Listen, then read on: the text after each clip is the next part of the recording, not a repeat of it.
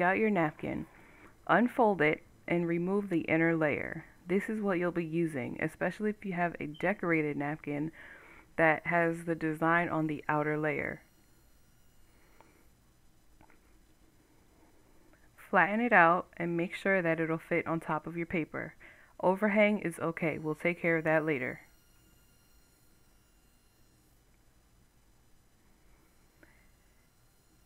In this tutorial, I'm using something called basting spray. It is fantastic. It is a temporary spray adhesive and works very well with napkins and paper. You can purchase this at any craft store and even Walmart. Make sure that you're spraying from a distance and cover all the perimeter. You don't want any snags or paper jams in your printer.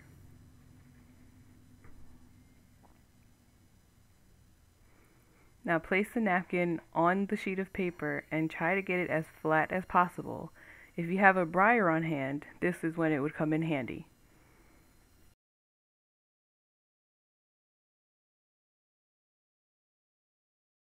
Once you're satisfied with how it's attached, now you're going to cut the edges from the paper. You're only cutting the napkin. Try your best not to cut the paper. But even in this video, I did cut some of the edge off and I had no problems whatsoever printing.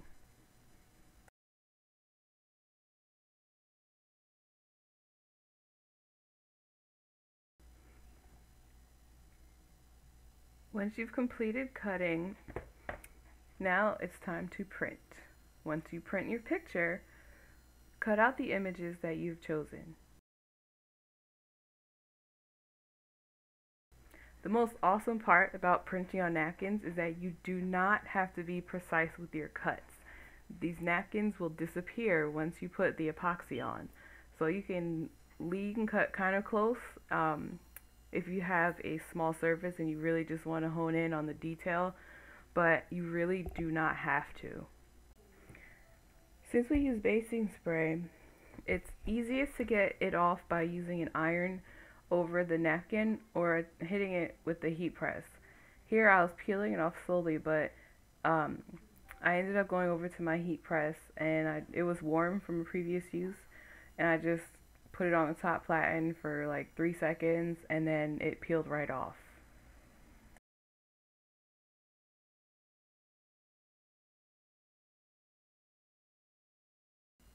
Now's where you make sure you got your placement correct for how you want it on the cup.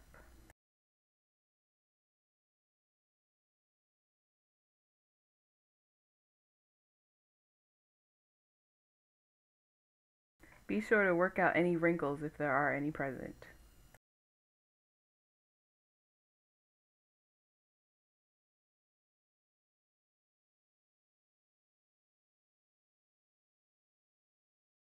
I use Mod Podge on my finger because I can get the smoothest layers on. You only want a thin layer, not enough to soak the napkin, but just enough to get it to stick.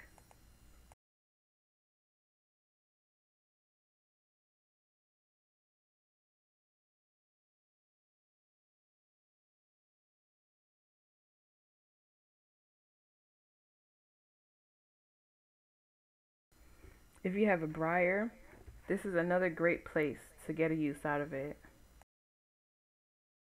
The use of a brayer helps prevent wrinkles and tearing that might happen when you use your fingers.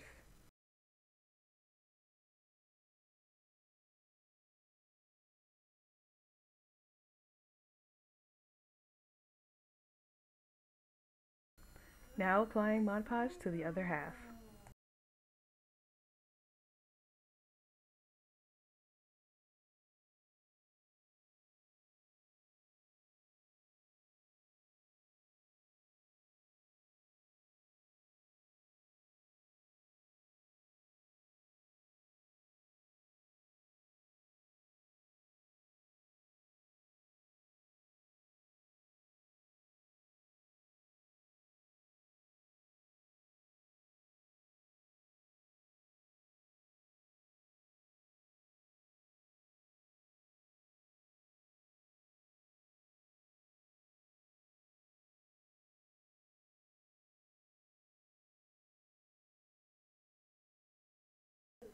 Once your design is applied to the cup, check out those edges. They look scary, right?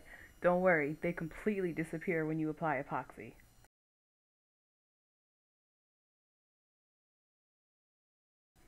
I like to heat my epoxy when I'm using it. Part A is incredibly thick and it helps it cure faster, reduces bubbles, and it's easier to mix.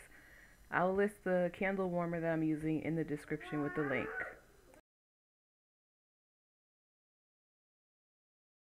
I'll also have a link for the exact epoxy I'm using as well.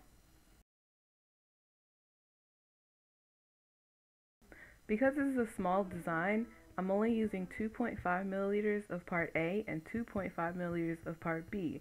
This will result in 5 milliliters of epoxy, which is perfect for a first thin layer to cover the napkin.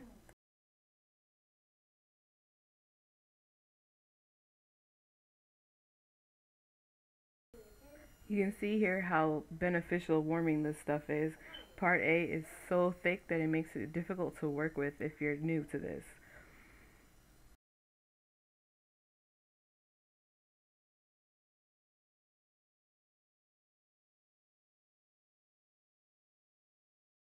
Also, the cooler it is to start, the longer the curing process takes. This is thermal setting epoxy, so it warms itself in order to cure.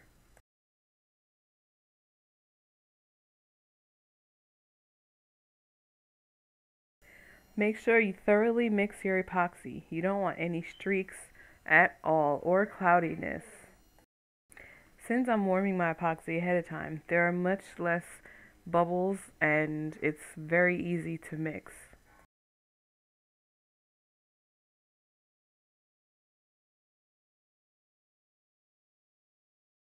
Make sure you mix it till it's completely clear.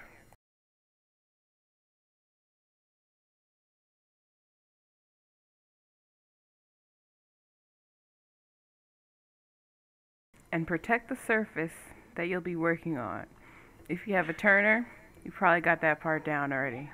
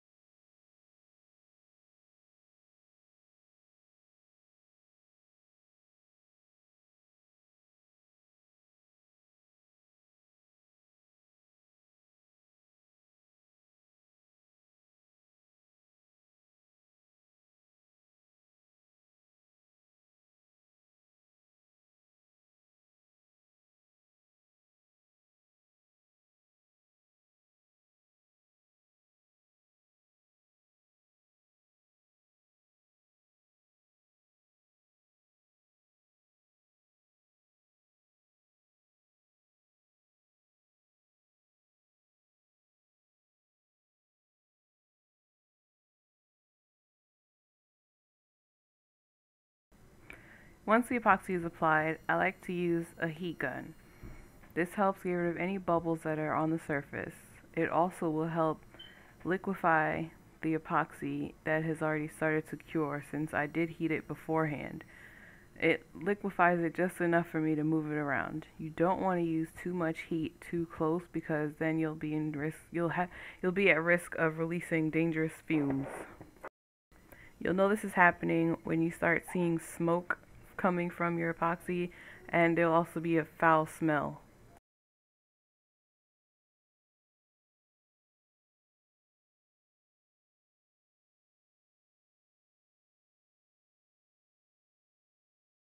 Thanks for watching. Subscribe and hit the bell. Oh yeah, and leave a thumbs up.